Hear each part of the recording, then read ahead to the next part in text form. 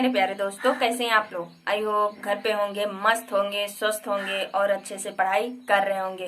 तो आज के इस टॉपिक में हम लेकर आए हैं वैद्युत धारा, जो कि बहुत ही इम्पोर्टेंट है। तो आपका कितना लेसन, 4 लेसन समाप्त हो गया। 5वें लेसन की ओर हम बढ़ेंगे। वैद्युत धारा, इलेक्ट्रिसिटी करंट पढ़ेंगे। ठीक है। तो विद्युत क्या होती है, यानी करंट क्या होती है, यानी धारा क्या होती है, इन सब के बारे में हम डिटेल में जानेंगे। ठीक है। तो पहले आइए जानते हैं कि धारा क्या होती है। धारा क्या पढ़ेंगे? धारा यानी करंट। धारा किसी ने देखा है? धारा किसी ने देखा है? नहीं ना। तो वही हम पढ़ने वाले हैं। क्या पढ़ने वाले हैं? धारा यानी करंट। ठीक है। धारा क्या होती है? धारा क्या होती है ये किसी ने जाना है, लेकिन किसी ने देखा नहीं है धारा को। ठीक है। तो आज वही जानेंगे कि धारा होती क्या है। ठीक है। तो मान लीजिए कि ये धारा जो आपका है, करंट आपका है, किस पे बेस्ड है? काल्पनिक पर। किस पे? हम कल्पना कर सकते हैं, क्या इमेजिन कर सकते हैं कि हाँ धारा इधर से आ रहा होगा या उधर से आ रहा होगा, लेकिन हम देख नहीं सकते। धारा को हम देख नहीं सकते, सिर्फ कल्पना कर सकते हैं कि वहां से धारा बहता होगा, इधर आता होगा, उधर, ऐसे आप कल्पना कर सकते हैं। ठीक है। तो धारा क्या होती है? हम कह सकते हैं उसका धारा को किससे प्रेजेंट करते हैं? आई से। किससे बाबू? आई से। और आई इक्वल्स होता अपन क्या? धारा को किससे प्रेजेंट करते हैं? आई से। और क्या होता है? क्यू अपान टी। इसका फार्मूला यही होता है। ठीक है। ये फार्मूला आप लर्न कर लोगे, और इसी फार्मूले के माध्यम से हम क्या हमेशा बनाते हैं? परिभाषा। ठीक है। पहले परिभाषा रटो, नक को मारना। पहले क्या करना? धारा यानी फार्मूला याद करना। उसी के माध्यम से हम परिभाषा अपने भाषा में कन्वर्ट कर सकते हैं। कैसे? देखिए, धारा को किससे डिनोट यानी किससे प्रेजेंट करते हैं? आई से। और क्यों क्या आपका आवेश है, और टी क्या आपका समय है। तो हम कह सकते हैं आवेश प्रवाह की दर को, दर किसे बोला जाता है? बहुत लोगों को पता होगा, बहुत लोगों को पता नहीं होगा। ठीक है। तो दर क्या होता है? जो टी के सापेक्ष, जो टी का सापेक्ष होता है, वही आपका क्या कहलाता है? दर। तो क्या बोलेंगे कि आवेश प्रवाह की दर को क्या बोलते हैं? धारा बोलते हैं।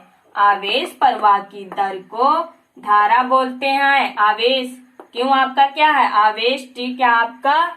समय। ठीक है। और आई आपका क्या है? धारा। तो हम बोल सकते हैं आवेश प्रवाह की दर को धारा कहते हैं। तो लिख लो, आवेश प्रवाह की दर को धारा कहते हैं। ठीक है।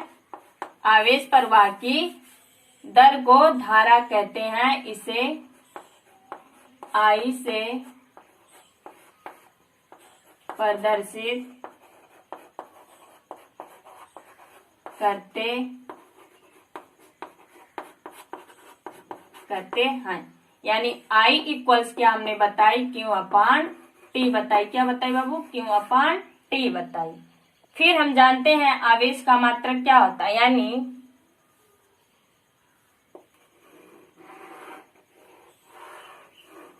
आवेश का मात्रक क्या होता है? कूलाम। और टी का मात्रक क्या होता है? समय। और इसका और मात्रक क्या होता है जो खास तौर पर होता है? क्या?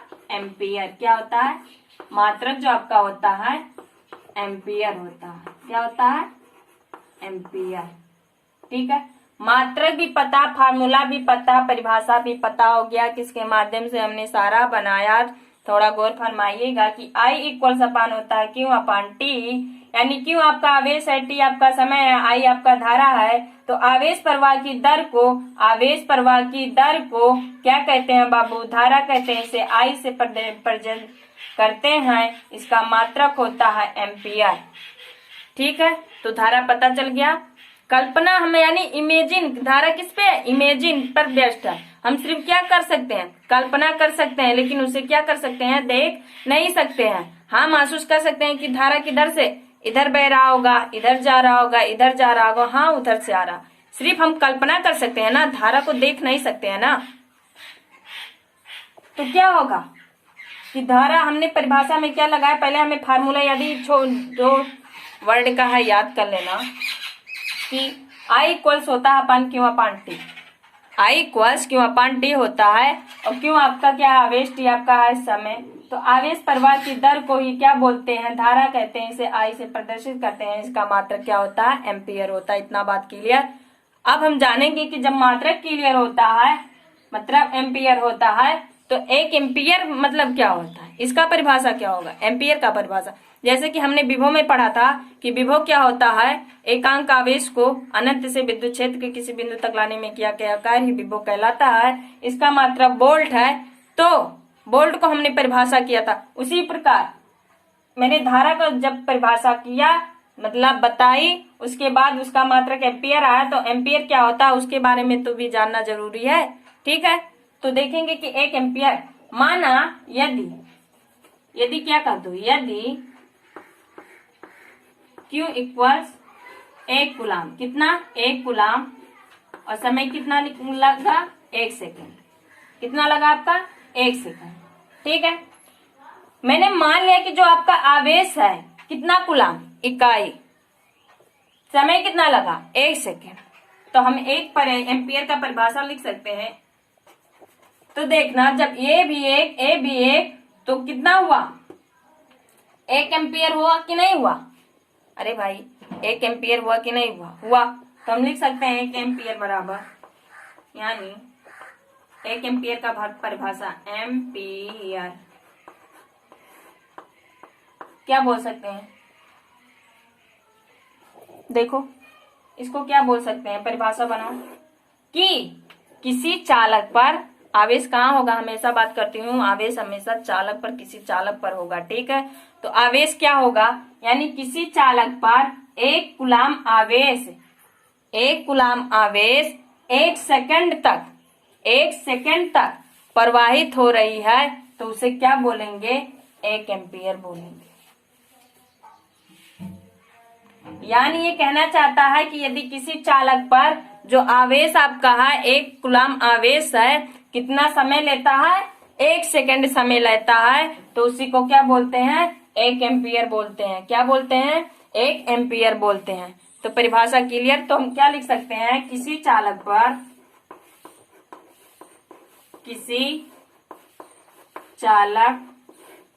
पर 1 कूलाम आवेश, 1 कूलाम आवेश यदि 1 सेकेंड तक प्रवाहित होता है, तो इसे 1 एम्पियर कहते हैं। क्या बोलते हैं बाबू, 1 एम्पियर कहते हैं। क्या बोलते हैं, 1 एम्पियर कहते हैं। ठीक है, तो धारा क्या होती है, यानी करंट क्या होता है, एम्पियर क्या होता है, इसकी परिभाषा आपको अच्छे तरीके से क्लियर हो गई होगी। एक बार मैं और रिवाइज अच्छे से कर दे रही हूँ। जैसे कि माना सब लोग क्या, अभी सबको, मैं ये नहीं कह रही हूँ किसी को नहीं आता, अभी मान लो किसी को कुछ नहीं आता, अभी हम धारा सुने ही नहीं है, तो अब सुनिए। ठीक है, माना कि एक नाम है धारा, धारा कोई चीज है। ठीक है, धारा कुछ है, मान लो कुछ है, करंट कुछ है, लेकिन धारा एक ऐसी चीज है जिसे हम देख नहीं सकते, सिर्फ क्या कर सकते हैं, कल्पना कर सकते हैं। क्या कर सकते हैं, कल्पना कर सकते हैं, क्योंकि धारा एक ऐसी चीज है जिसकी हम सिर्फ कल्पना कर सकते हैं, देख नहीं सकते हैं। तार में बहते हुए धारा को क्या आपने कभी देखा नहीं, सिर्फ देखा, मतलब कल्पना की, हाँ धारा इधर से या इधर से या इधर से जा रहा होगा। ठीक है, यानी पूरा ये कॉन्सेप्ट किस पर क्लियर है, धारा जो आपका है किस पर, कॉन्सेप्ट जो आपका है किस पर बेस्ड है, इमेजिन पर, सिर्फ आप कल्पना कर सकते हो। ठीक है, तो धारा क्या होती है, मैंने फार्मूला बताया कि I equals Q upon T. यदि आपको ये फार्मूला अच्छे तरीके से लर्न है तो इसी के माध्यम से आप एम्पियर का भी परिभाषा दे सकते हो और धारा का परिभाषा यानी करंट का भी परिभाषा दे सकते हो। कैसे? क्योंकि हमें पता है कि I जो होता है वो धारा होती है और क्यू क्या होता है, आवेश होता है, और टी क्या होती है, आपकी सेकंड होती है यानी समय होती है। तो हम बोल सकते हैं कि आवेश प्रवाह की दर को क्या बोलते हैं बब्बू, धारा बोलते हैं। आवेश प्रवाह की दर को धारा कहते हैं। इसे I से प्रदर्शित करते हैं। इसका फार्मूला होता है बाबू I equals Q upon T और इसका मात्रक होता है एम्पियर। बात क्लियर? अब एक एम्पियर का परिभाषा पूछ लिया जाए कि एक एम्पियर क्या होता है, तो मैंने मान लिया कि आवेश को हमने 1 कूलाम माना और समय को 1 सेकंड मान लिया, तो हमें क्या मिल जाएगा कि इसी के माध्यम से कि किसी चालक पर 1 कूलाम आवेश, हमेशा आवेश किसी चालक पर ही होगा, किसी चालक पर 1 कूलाम आवेश यदि 1 सेकंड तक प्रभावित होता है यानी उसका प्रवाह होता है, तो इसे क्या कहते हैं, एम्पियर कहते हैं। इतनी बात क्लियर? अब सबसे इम्पोर्टेंट, यदि ये आपका क्लियर हो गया, वैसे भी यहाँ पर सिर्फ समझाया और पढ़ाया जा रहा, पूरा नोट्स आपको अच्छे तरीके से मैं पीडीएफ में डाल देती हूँ, आप उससे लिखकर अच्छे तरीके से पढ़ाई करिए, ठीक है। तो ये दोनों आपका क्लियर हो गया। अब हम आगे पढ़ेंगे विद्युत वाहक बल, जो कि बहुत बहुत बहुत बहुत ही इम्पोर्टेंट है, ठीक है। तो यदि इसको लिखना भी चाहें तो लिख सकते हैं, वैसे भी मैं नोट्स पीडीएफ में डाल दे रही हूँ, अच्छे से आप उसको लिखकर और अच्छे तरीके से घर पर पढ़िए, ठीक है। तो आपका धारा और एम्पियर दोनों ही समाप्त हो गया। अब उसके बाद हम पढ़ेंगे विद्युत वाहक बल, इलेक्ट्रोमोटिव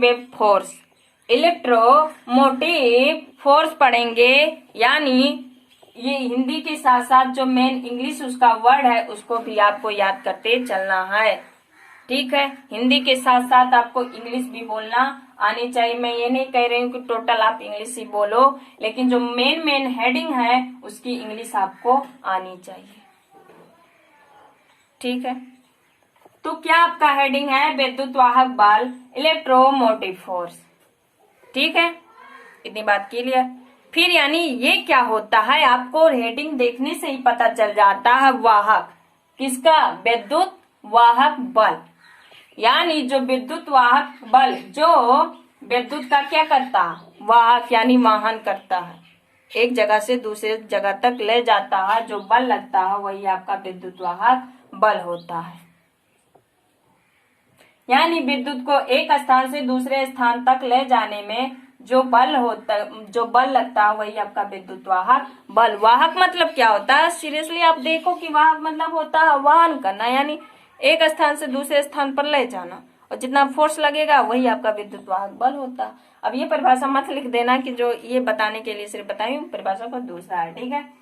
अब विद्युत वाहक बल खास तौर पर जैसे कि आप विभवांतर पढ़े हो, विभवांतर की दम उसी तरह, सिर्फ छोटा सा मिस्टेक है, ठीक है, अलग है। तो देखते हैं कि ये क्या होता है। जैसे विभवांतर का फार्मूला क्या था आपका, वैसे इसको किससे डिनोट करते हैं, प्रेजेंट, इसको किससे प्रेजेंट करते हैं, E इक्वल्स W अपान क्या होती है, Q, W अपान Q, इसका यही फार्मूला होता है। अब दोनों का हम अंतर बताते हैं, या पहले इसको बता दे तब, चलो दोनों का बताते हैं। ये आपका है विभवांतर, तो और अच्छे तरीके से आपका क्लियर हो जाएगा। विभवांतर का भी फार्मूला याद करो, यही था, क्या था, यही था। अंतर इन दोनों में क्या है, सिर्फ वो देखेंगे कि दोनों में यानी हूबहू फार्मूला, कार्य इसमें भी, आवेश इसमें भी, और क्या हो रहा, इससे 20 ठीक है। जो फार्मूला इसकी वही फार्मूला इसकी, कार्य इसमें भी, आवेश उसमें भी। इतनी बात क्लियर? कहाँ गई?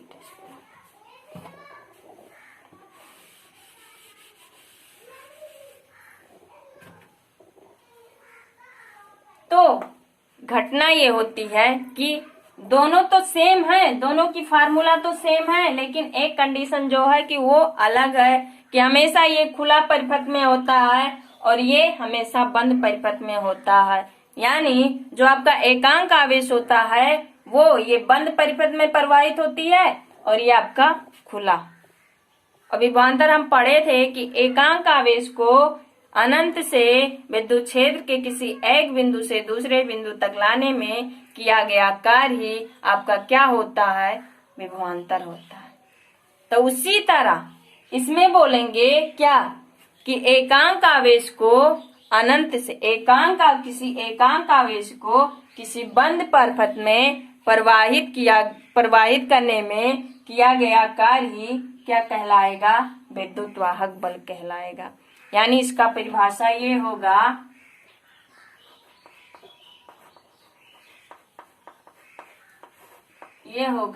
कि एकांक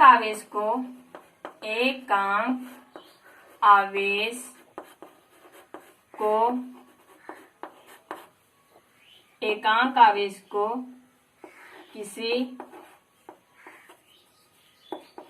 किसी बंद परिपथ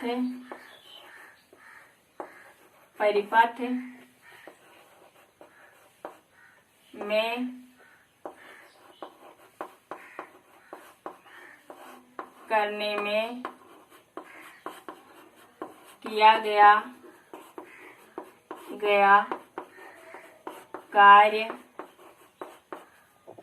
कार्य ही क्या कहलाता है, विद्युत वाहक बल कहलाता है। इसे ई से प्रदर्शित करते हैं, इसे ई से प्रदर्शित करते हैं।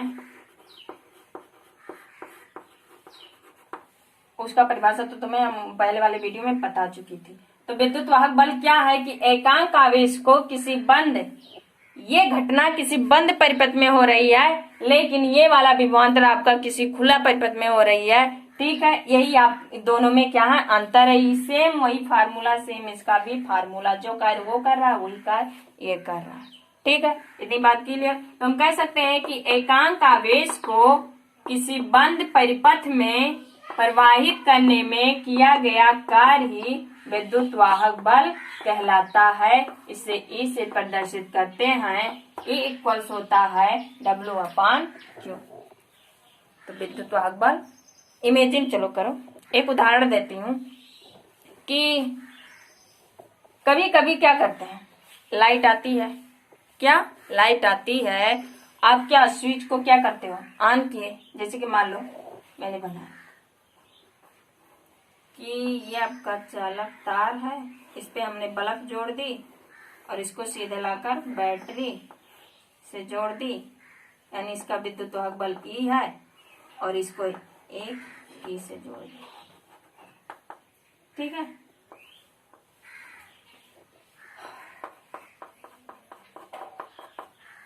अभी नहीं जला रहे हैं। ठीक है, ये आपका बल्ब हुआ, ये आपका की हुआ, ये आपका बैटरी हो जिसका विद्युत वाहक बल ई है। ठीक है, ये ध्यान से देखना कि क्या होता है। ठीक है, कि जैसे ही हम अभी की को ऑन नहीं किए, जैसे कि की का ऑन कर दें तो बल्ब जलने लगता कि नहीं जलने लगता। लेकिन कभी कभी ऐसा होता है कि कभी कभी ऐसा होता है कि मैं की को ऑन करती हूँ, यानी स्विच को ऑन करती हूँ, तो उसके बाद कभी कभी बल्ब नहीं जलता। नहीं जलता, क्यों? कभी इमेजिन किया है आपने? कभी क्यों होती है ये घटना? ज्यादातर लोगों के घर पे होगी कि मैंने बल्ब क्या हुआ, स्विच यानी ऑन की, तब भी बल्ब क्या हुआ, नहीं जला। क्यों? चलो मान लो एक उदाहरण और लेती हूँ कि बैटरी की बात लेते हैं। बैटरी ऐसे होता नहीं है, बैटरी ऐसे करके होता है जी। ऐसे होता है बैटरी। ठीक है, उस बैटरी, वो चार्ज वाला बैटरी नहीं जो कि चार्ज करके हम उसको कर लेते हैं, वो वाला नहीं, जिसमें सेल लगता है, वो वाला बैटरी की बात मैं कर रही हूँ।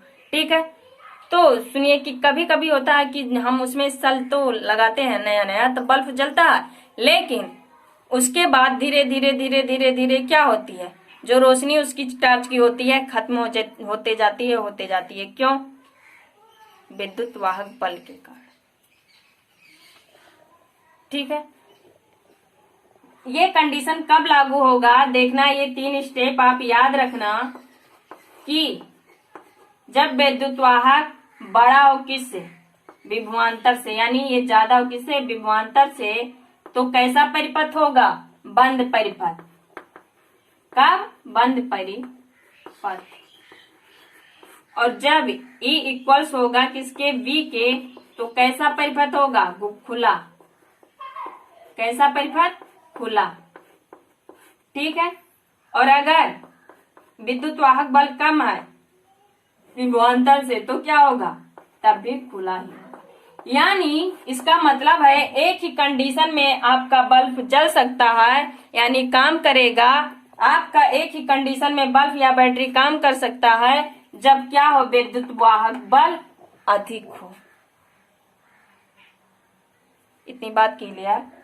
बैटरी आप, तो ये 3 कंडीशन आप याद रखना। और ये तीसरा वाला, ये जो बीच में है, ये आगे चलकर बहुत ही इंपॉर्टेंट है, काम आएगा विद्युत मापी सिद्धांत में। विद्युत मापी सिद्धांत में आप ये, विद्युत मापी नहीं, विभव मापी सिद्धांत में आप ये पढ़ोगे, पूरा यही पर बेस्ट है इसका सिद्धांत।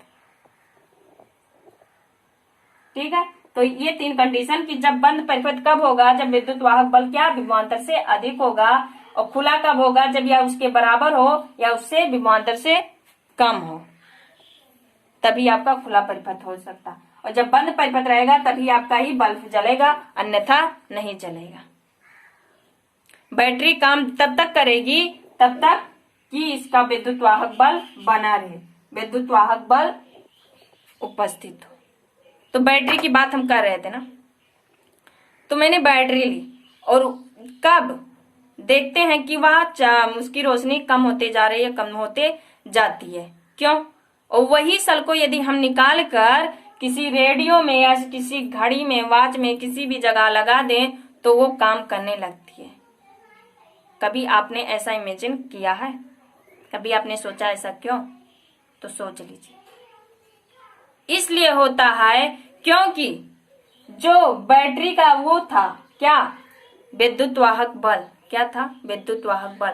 जब नया नया लाए थे, नया नया सेल खरीद कर लाए थे, तो उसका विद्युत वाहक बल पूरा यानी था किससे, विभवांतर से अधिक था, और वह जल रहा था। और एक समय ऐसा आया कि घटते घटते इसके इक्वल्स आया, वह खुला परिपथ हो गया।